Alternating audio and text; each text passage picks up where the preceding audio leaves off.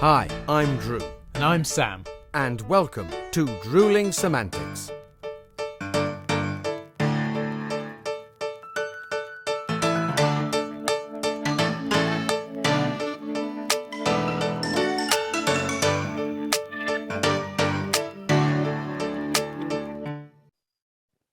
Right, where are you then, Drew? Where's my... Wow. I mean, did you not make it inside a room? Why are you in a corridor? It's cheeky. I'm in my digs in Coventry, in the middle of rehearsals, and I've got a new webcam, and the way I've set it all up is it does make it look like I'm in a corridor. It's elongated my space, but I'm in some very lovely digs. You're in a bedroom then? I am. Yes, I'm in my. Obviously, it looks like a hallway. It looks like there's a front door behind you, and there's like your pictures are like. Sorry for anyone that's not on YouTube, but I'm trying to describe it as best I can. Genuinely looks like the door is about 8 miles behind you. It's weird. It's like The Shining. It's getting further away. If a man comes through with an axe, I'm ending the call. That's it. I'm gone. No, mate, you won't have to. I'll be out the window. But, and can I just say then, seeing as you very kindly ribbed me for my Narnia-esque decoration, you haven't got your sign up. You haven't taken it with you. So we are now very much in the same boat. So yeah. our usual YouTube viewers will, I'm sure, be most disappointed that there isn't a Drewling Samantics sign to be seen. But we are here, mate. We are here. Drewling Samantics. There is one constant, though, mate. I might not have your sign, but I have got. Hey, he's on the beer. Don't you worry. The beer. But and we're lower class together today with our bottles, not in glasses. Yes. Yeah, I'm drinking from a bottle. But cheers, mate. It's good to see you as always. And you, and hope everything's going well.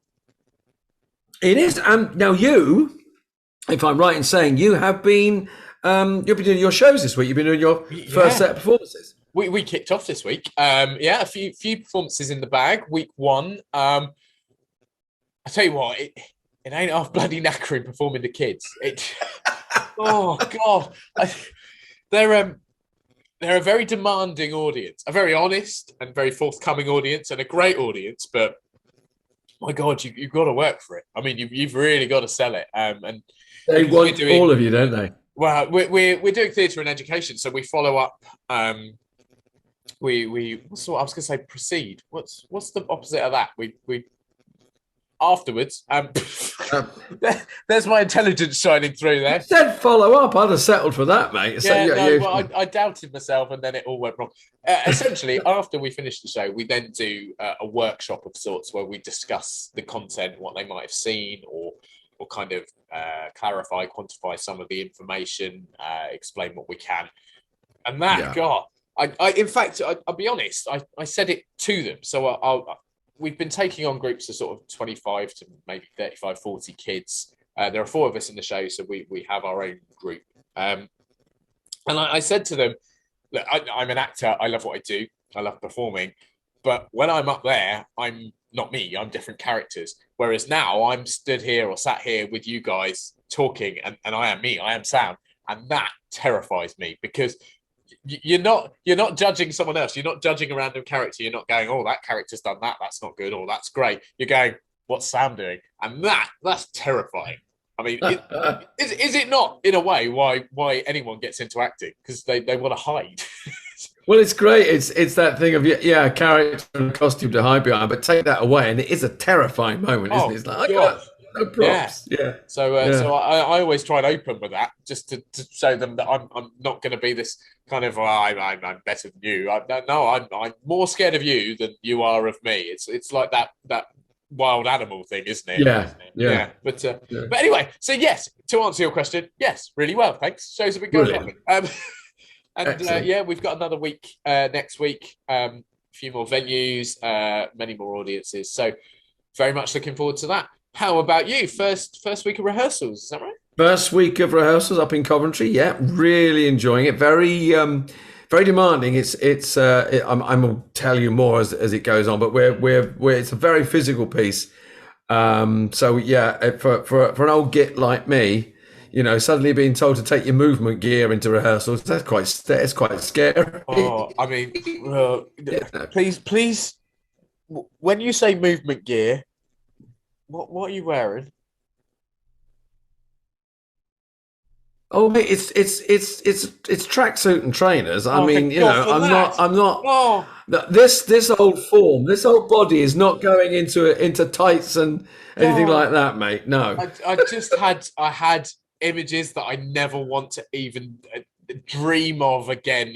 No. no leotards, nothing like Oh, that. No. wow. Oh, Carry on. in my younger day, I was a delight, mate. I was all firm and peachy, I tell you what, had you been like, let's go 60 years younger as a random number, you could have played Billy Elliot. 60, it's a cheeky devil. Well, Yeah, I I'm could sorry, still play Billy Elliot. 55. I didn't want to be accurate. There you go. Cheeky bugger. But no, it's been a good week's for us. It is a challenging piece, and it's physical there's quite a lot of recreating boxing scenes in it, and I play one of the a boxing coach in it.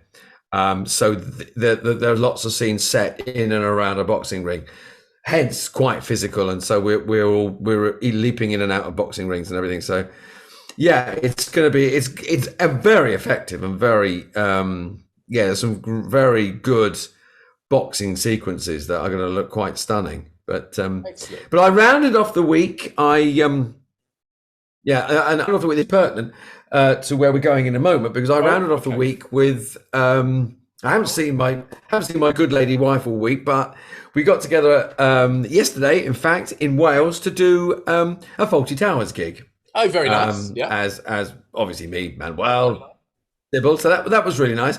And I mentioned this because I was working with Basil, otherwise known as Edmund Wells, who just happens to be not a million miles away from where we are this very moment. When you say In not fact, a million miles away, do you happen to mean our waiting room by any chance? I mean, our waiting room. Yes, it's coming to a screen near you. Well, yes, or for your auditory pleasure. Is that I've either made myself look very clever or very stupid. I think you've made yourself look very clever, but slightly creepy at the same time. But that's. Well, my work here is done. Quick, before I say anything, Before you go any further, worry, whatever else. Should we allow our wonderful guests to join us? I think we should. Yeah. Let's get the lovely Edmund Wells. Let's get him in. Okay. And Ed Wells is in the room with us. Edmund Wells, how lovely to see you, Ed. Cheery wave. It's lovely. Thank you so much for joining us, Ed. Strange circumstances for us, because we're both Sam and I are on the road at the moment, as you know, touring and rehearsing. So we got weird backgrounds to ourselves. But thanks ever so much for joining us. Now I've known you I have the pleasure of knowing you and working with you for many a long year. But Sam, who you met briefly, yes. And for our listeners, just give us a little introduction and tell us about the wonderful man that is Ed Wells. I know and love. I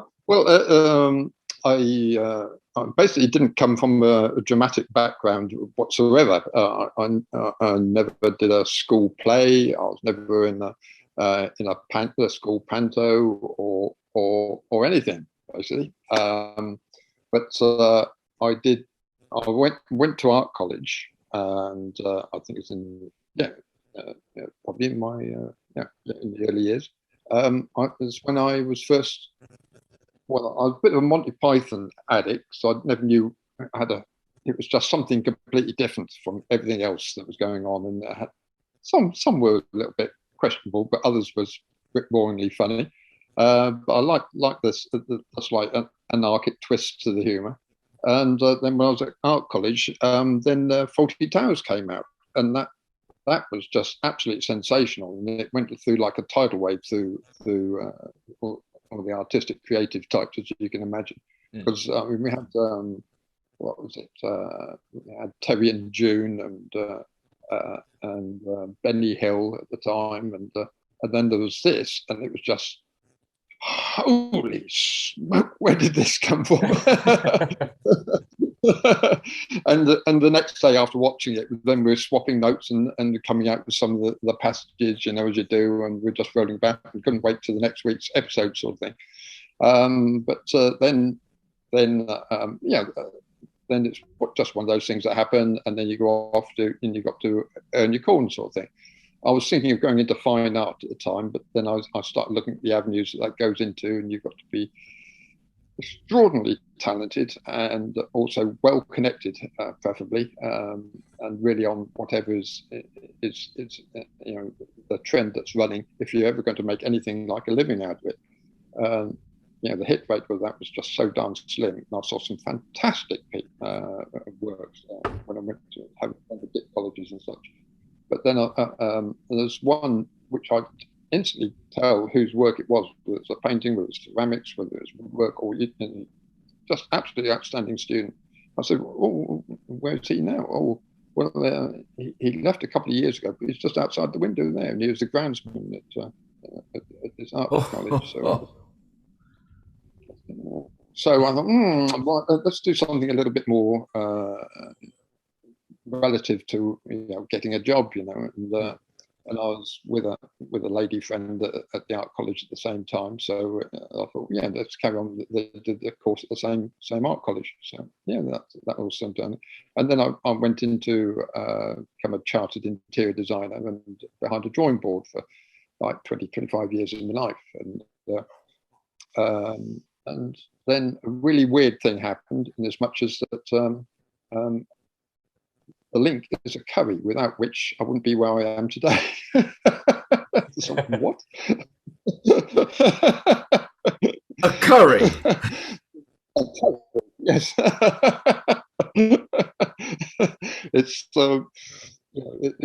one of those just one of those moments that happened, because the effects of that gave me indigestion, okay, in the small hours. So I then got out of bed about 3 o'clock in the morning. I made myself a cup of tea, settled down, put on the telly, and some weird avant-garde arts program. So I was getting a little bit woolly-headed and getting ready for bed again, sort of thing. And then right at the very end, then this chap came on, and he was from a lookalikes agency, and he was only on for like about 3 or 4 minutes tops. And he had like Michael Caine, Elizabeth Taylor, and people from the royal family doing their little bit. And he said that if there's anybody out there that think they look like a known celebrity, then give us a call. Very fortunately, I had a pen and paper. I took his number and phoned him up the next day when I got back to the office.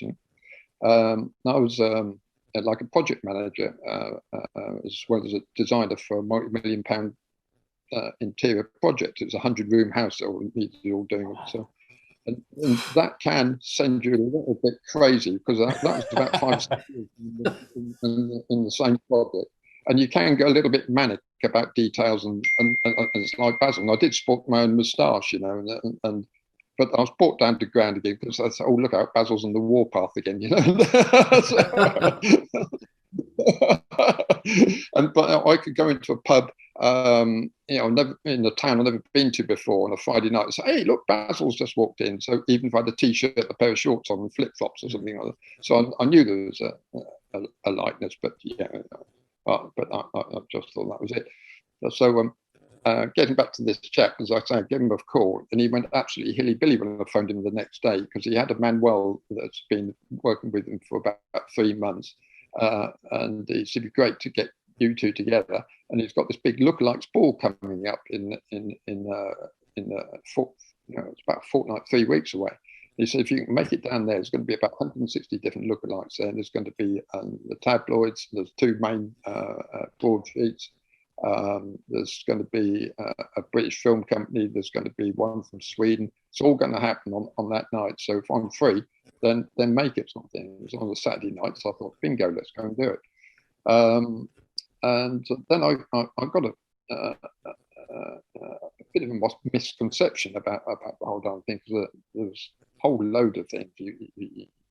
of different characters. You have like royalty there, different pop stars, footballers, and you name them, and they were there. And I thought, well, this seems like a bit of a lark. The pay was quite sort of handsome, and you didn't do much other than walk around and pose and get your photograph taken. So, well, yeah, it gets a job. I can do that.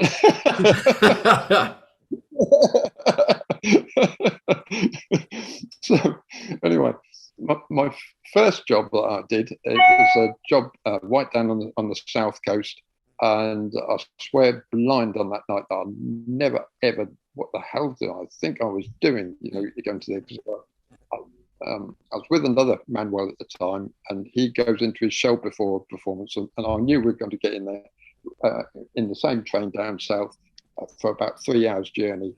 And but I thought it'd be a great time to work out some sort of routine of how we're going to work it. But he just went into his shell, and that was it, and just left me to it. So I was absolutely frazzled when I got there. And people were like giving me lines when I was going around the dining room table. So, hey, Froggy, this spoon's filthy. What are you going to do about it? And I was sort of being very, very apologetic, thinking he's really serious and we've got a bit of a real problem here. I was just getting so many things thrown at me, and I was just making such an idiot myself. I said, God Almighty, horses couldn't drag me to do that move. I scarcely slept that night. And the next day I said, never ever again. What the hell was I think I'm dreaming of? I'm not going out for this. And then later on in the afternoon, I calmed down a little bit. I thought, Ed, you couldn't have done worse if you really, really, really tried. You can only get better from it. You bloody idiot. And shake yourself up. And the next job, as Billy Connolly tells you, it gives a room with 2,000 people. Fine, 20,000, all the more the merrier. But you really want to scare the hell out of me. Just give us a room with, say, like a dozen people in the pub in the Orkneys or something like that. Yeah. Well, the next job was just 12 people. It was 6 top executives for a multi-billion-pound brewery company and their respective wives, and it was over in Holland. Well, there's a bit of a mess up with the agent. He said it was going to be in Amsterdam, and then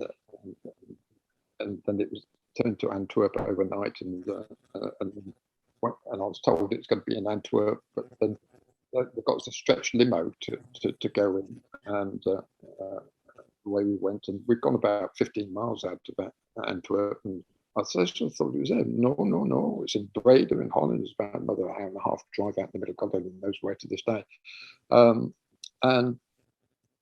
when I got there, I thought, well, what the hell am I going to do? I've got no repertoire. I don't know what the hell I'm doing.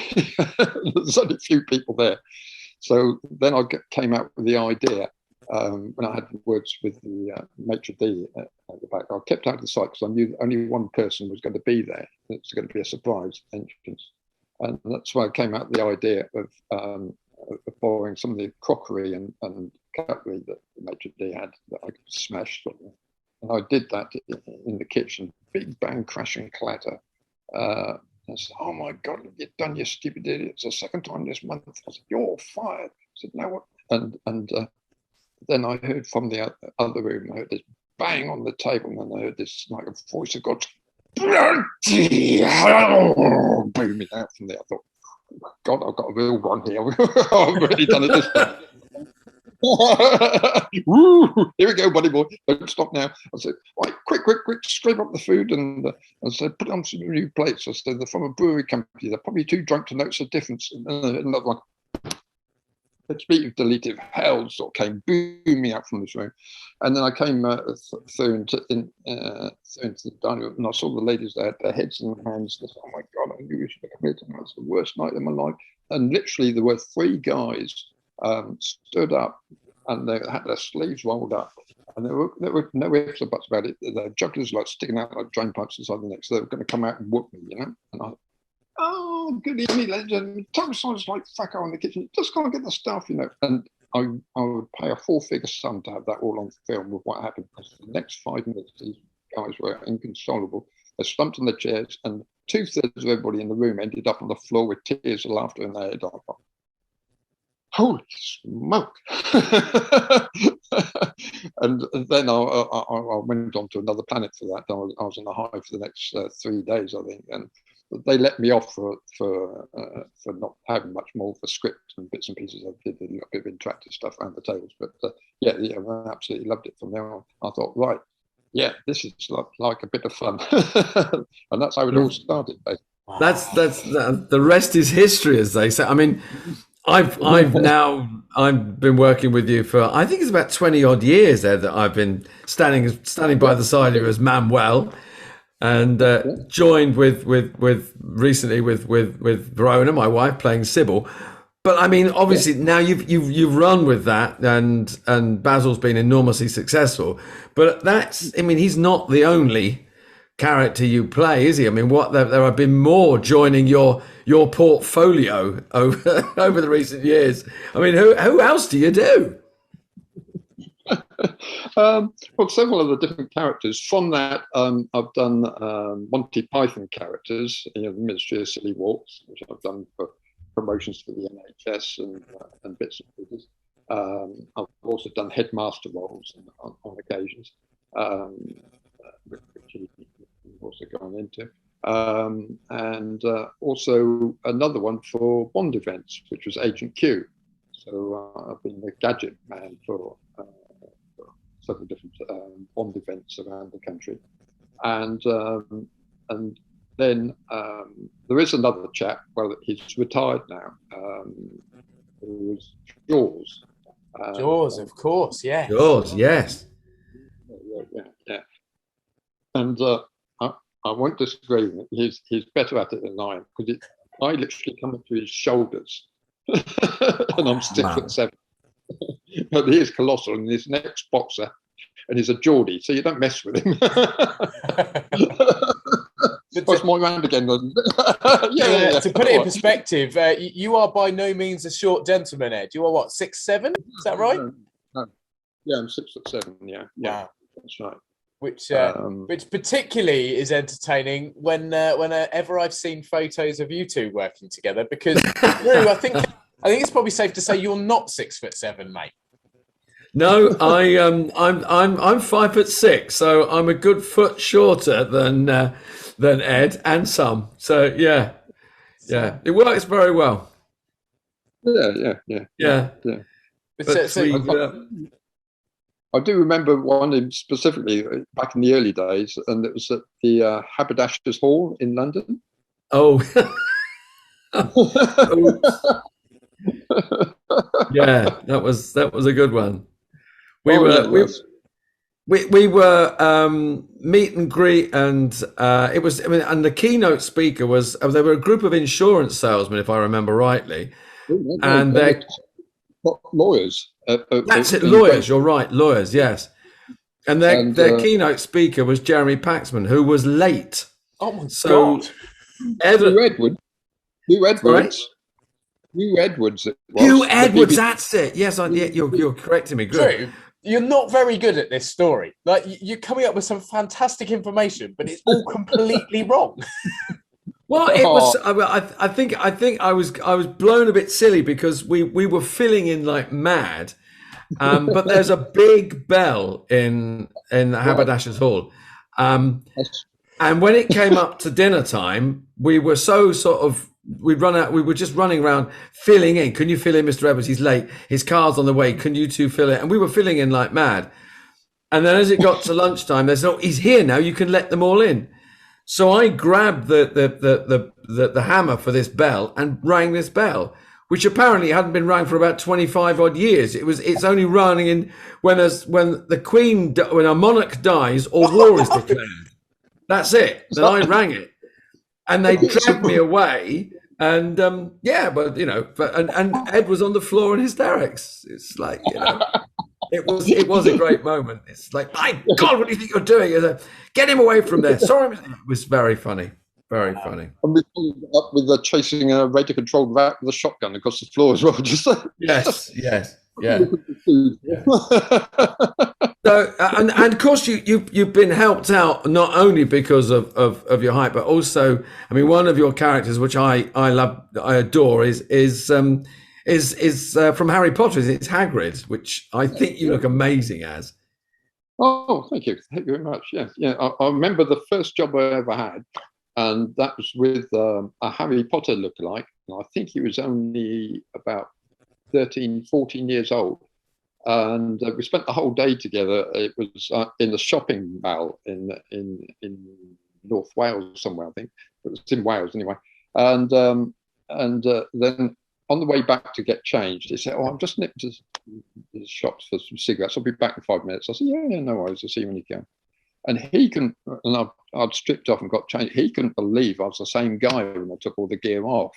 Wow. It was full beard and moustache and the full Hagrid hair and everything over my face, and massive fat suit, and I've got these boots which are raised height, which makes me up to pretty well 7 foot tall.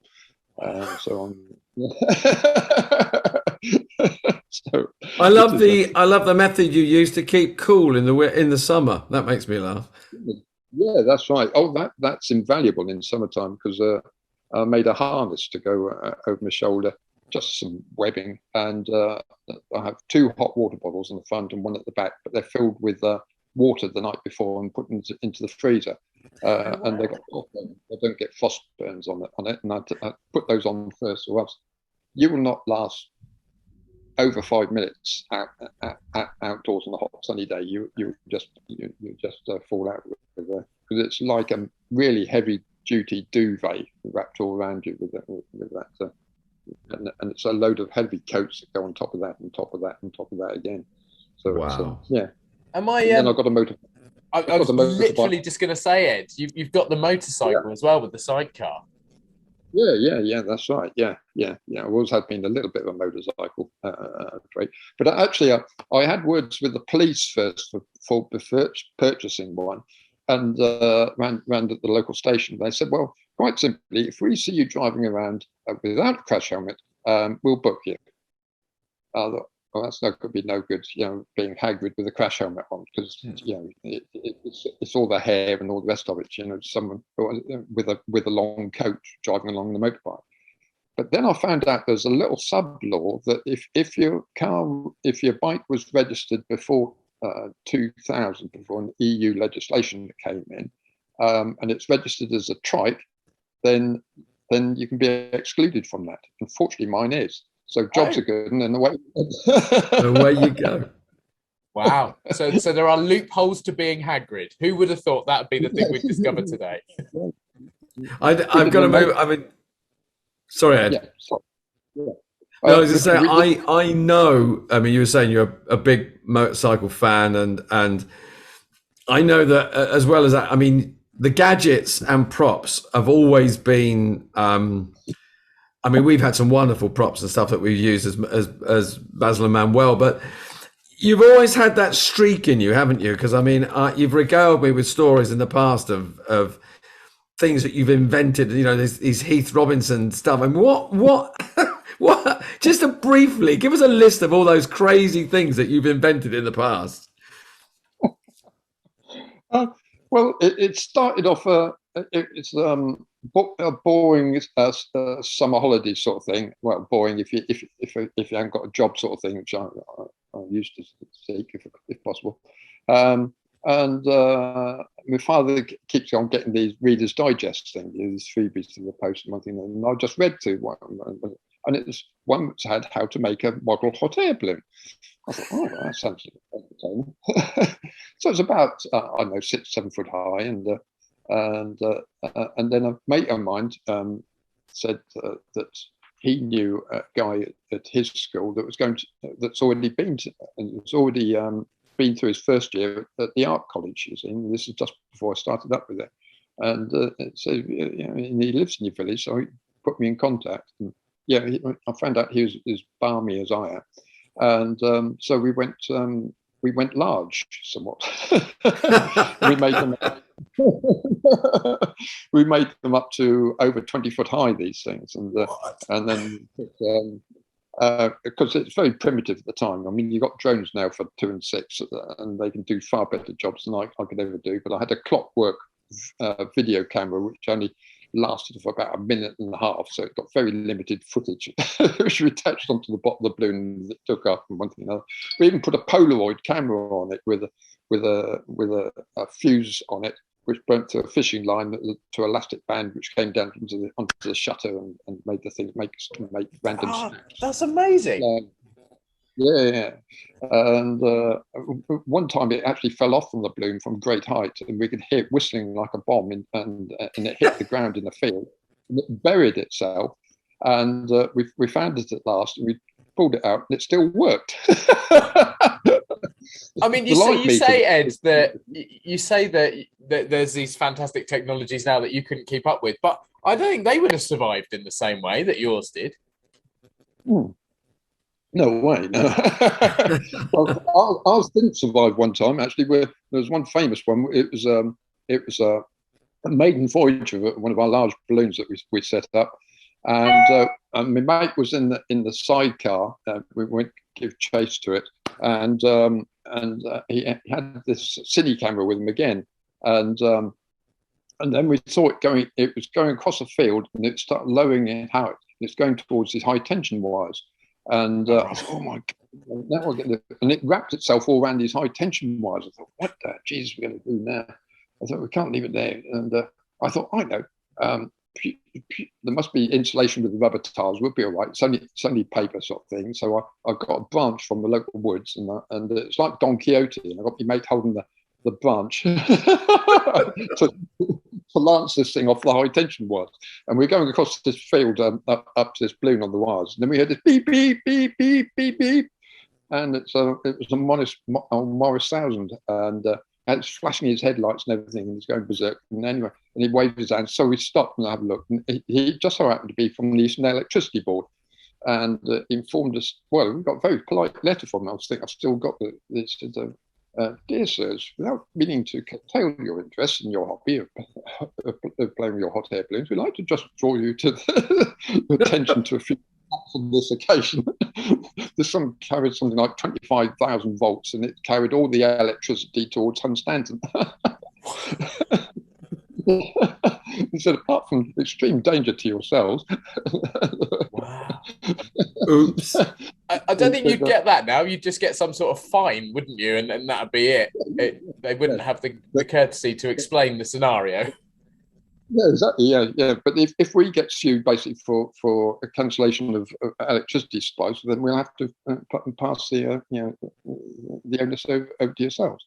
So believe it or not, for £5, I got an insurance for 10 years long, unlimited, for all sorts of accidents with that hot air balloon. Even if I brought down aircraft or multiple crashes on the motorway or whatever. I've still got that as well. Wow. And then we ended up making a 28-foot long hot air airship on top with a burner underneath. Yeah. So, I mean, apart from, bringing the country's electricity, national grid to a standstill, I mean, you brought some amazing.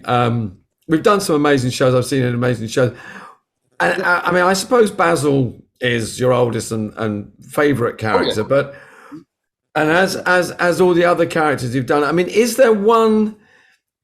I mean, where's the oddest place that you've done a gig? I mean, we've done with Sam and I, and we've done some odd ones. But where's the oddest place, and as who has it been your strangest one, do you think, to date? Jesus Christ. I really can't think. You sprung that one on me. Sprung that one on you.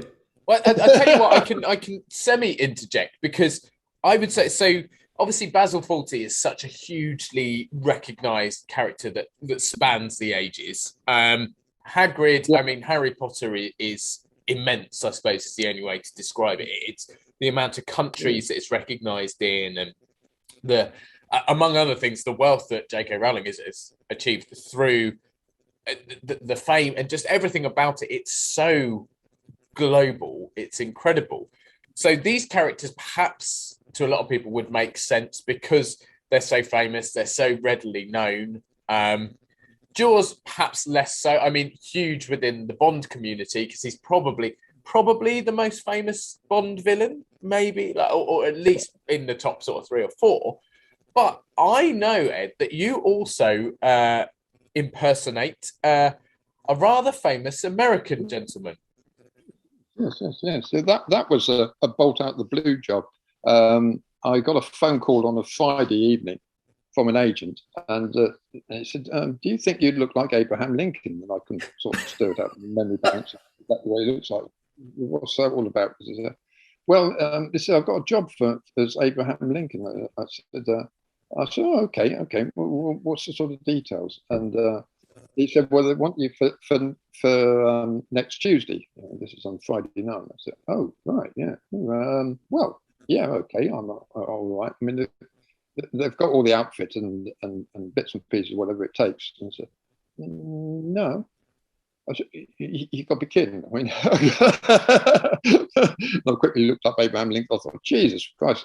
I mean, he's got these special sideburn pieces and an old chin beard and a big top hat and nothing like that. I said, "Well, God, you got to be joking. What first thing he wants me first thing on Tuesday morning down in London?" I said, "Oh, that's never going to happen." I said, "Well, how much is it anyway?" And he told me. He said, "Yeah, I'll do it." Oh, it was that kind of figure, we take it. Did I go through hoops of fire? Did I really? Yeah. The beard. It was on a Sunday that I tried to get the darn thing, and it's from a chap I knew that specialised it down in London. But their website was down, and I just managed to get a phone call, and they said, "Well, we've got a full beard. It's a white one, and perhaps you can make do with that." And I thought, "Oh, Jesus. Yeah, right. Okay, right." So I shot down to London, and I caught them within the last half hour before they closed, and I bought it, and I got some. I got it back home, and I cut it for the sideburn pieces and for the bits from the chin, and I also got some all the stuff for doing eyelashes and mascara. Yeah. I got some tones and bits and pieces for that, so I toned the beard into the right shades of grey and what have you, and all that. I got I put it out to about 25 different costumiers to be able to help us send dimensions, photographs, and I think I got 3 replies say no chance. The rest just didn't answer. But there was another company that I know, they do like Batman outfits and sort of these sort of things. I thought, but he said, yeah, we can do it. I thought, oh, Jesus, this is going to be plastic stuff or God knows what, But no, she do the work, and she had a coat, but she said she extended the sleeves. This was on a Saturday. She said, "I can work over Sunday and do that for you." And she had the top hat and bits and pieces. She could pull the whole lot all together for us for Monday. So I got all the hairs and curls and bits and pieces done on the made up on Monday, and I got even some curlers to make the stuff sort of bend in under his chin and whatever. And jobs are good on Tuesday, and the way we went. And I think it went into loads of broadsheets and newspapers, and it went on thousands of different websites all around the world. It was a top PR agency down in London, and the photojournalist, he took over 600 photographs of us going around in London doing very, very obscure photographs of me, like answering the phone in a telephone kiosk, or going on a tube train, and or going on the Barclays bike, going around Buckingham Palace, or I think you answered the question about the oddest gig there, mate. That was brilliant. Yeah, that was shock and awe and what have you, and then it went on from there. Then it went on to local television and Look North and Look East and loads of local newspapers. This was like just in a matter of days, it all happened. It was from bang, bang, bang, bang. The publicity just went berserk. But it was basically it was for the promotion for the tourist board over in America, and it's all about the history of the Civil War and what have you, and about Abraham Lincoln's life.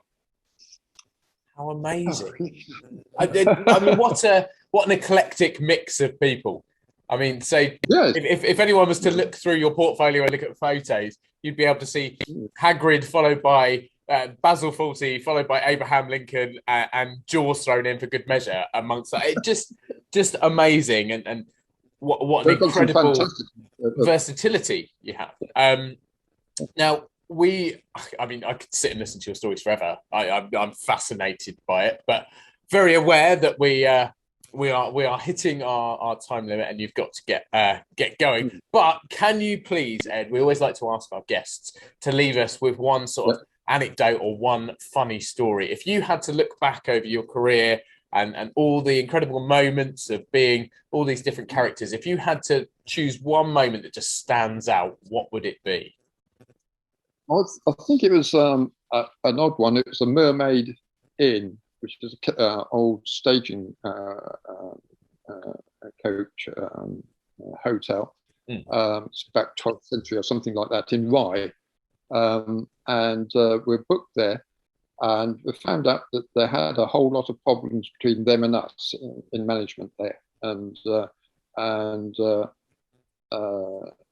those that didn't trust at all anything that management said, and they just reversed whatever the good stuff they said, and it was all a big plot. And they were under the belief that some big chain of hotels were going to buy them out, and they'll all be losing their job before Christmas. See, so they're all going around this big gloom cloud over there. It doesn't matter what management said to them. No, cloud, all this sort of stuff. Yeah. And then, sure enough, it came up to beginning of November, I think, and a for sale sign went out outside the hotel, and of gloom and despondency, it went straight through the roads. Told you so. Oh God Almighty! And so we probably will get repositioned with our jobs, and probably lose 20% of our salary and all this sort of stuff, And often with those hotels, then they get their actual little party time in January, in mid-January, whenever. And same as this one, and on this particular occasion. All of them, they had some dignitaries there as well with the owners of the hotel at the head table, and then the owner of the place stood up and said, yes, obviously there was that strength in the rumour about the place going up for sale, because the actual sign just before Christmas went up was saying sold. You see, so Jesus, here we go, this is the big one. But so we're very pleased to say that we have got the new owners up to introduce to. So we're going to reallocate some of the jobs that you're used to using. And so if you'd like to give a big round of applause for the new owners. And we just purchased it. And then Manuel and I came in with this very large check for £2.5 million for the hotel.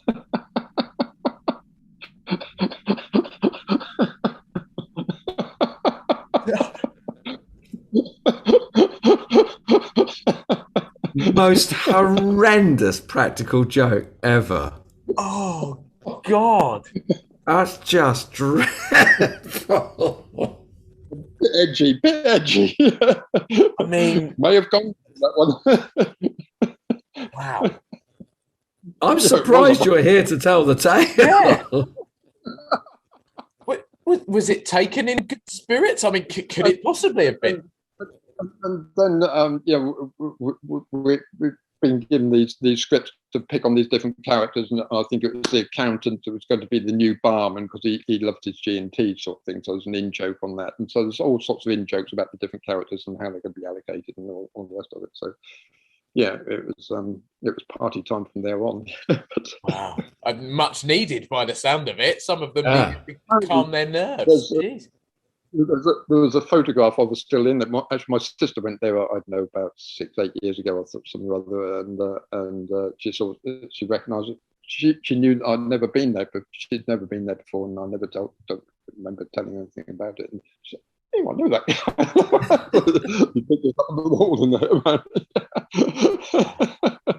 I mean, quite that one. brilliant. I don't think you'll ever top that one. That was amazing. We know you've got a dash, and we're pushed for time. But Ed, as we always say, we're going to have to get you back because I know personally there are hundreds of other stories you could share with us. But thank you for being with us today. Thank you when we so get much. back It's in the been an studio, absolute joy chatting to you. totally. Thanks. We'll get you back, and I know there's more to come. There's more to talk about. Ed, thank you so much. Thanks, Ed. Absolute pleasure to chat to you. Thanks, mate. Pleasure with you two guys again. All the very best. Bye. Well, we gotta have to get him back because there just seems to be so much more he could tell us. What great fun! I mean, the most disconnected selection of stories, but brilliant for it. Like honestly, who would have thought that starting out talking to someone who spends a lot of his time pretending to be John Cleese would result in talking about motorbike laws and loopholes, and how you nearly send 25,000 volts or whatever it is through you with a hot air balloon.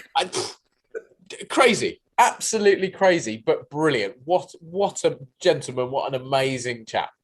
He is an absolute original, Ed. He really is. I mean, as I said, I've had the pleasure of working with him for many a long year, and some of the car journeys we've shared and some of the stories he told me, we'd need 2 hours, to get him in. They are great. But, and I love the fact that you've just described him as original when his career is made on being anything but. But absolutely, exactly. Very true. Very true. Superb. Are you working with Ed anytime soon? Well, I've got a period out, obviously. I've got the play. Yeah. I mean, you managed to do the one, but no more. Yeah, I take it.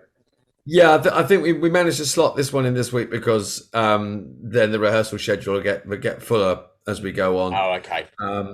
Because we got another 2 weeks rehearsal, and given the particular circumstances, because this is set in the round and in a boxing ring, we've got quite a few days technical rehearsal before we open. I mean, I know I've got some shows and gigs coming up later in the year with Ed as Manuel and Verona joining us as Sybil. But I know what you meant there, but you literally just said with Ed as Manuel, which I mean, with Ed, me as Manuel, Verona, yeah. Oh, that would be brilliant. I mean, how tall would your Basil have to be? If you had a 6'7" Manuel, I mean, an 8-foot Basil. Yeah. I'd buy tickets to see that. Yeah, I would. Yeah. I mean, we could play Basil with you sat on my shoulders. That would work. Yeah. I mean, it wouldn't. There's an idea. Okay. There's an idea. Yeah. So that's me for the rest of the week. I'm rehearsing. What about yourself? You final week of shows. So last few days of shows. Looking forward to doing those, and then it's just looking forward and other stuff that's coming up. Auditions and a few other bits to sort out. Right. But yeah, just looking to the future, and of course, mate, looking forward to having a natter with you next week. Next week, let's do it again. Yeah. We'll both still be away at that point. It'll be my last week in my digs, so I'll be sad to say goodbye, but I'll be happy to move on to the next exciting thing. So good stuff. Good. Well, I shall be here in my corridor. In your corridor, with your unclassy bottle of beer. With me unclassy bottle of beer. Yeah. Well, I look very much forward to your corridor and your bottle next week. And Narnia and your beer, mate. We'll do it. Absolutely. It doesn't get any better than this. No, it's true. Ladies, gents, and everyone else at home, thank you so much. We'll catch up with you in 1 week's time. We'll see you soon. Cheers. See you later. Take it easy, Drew. See you, people. Bye. Bye-bye.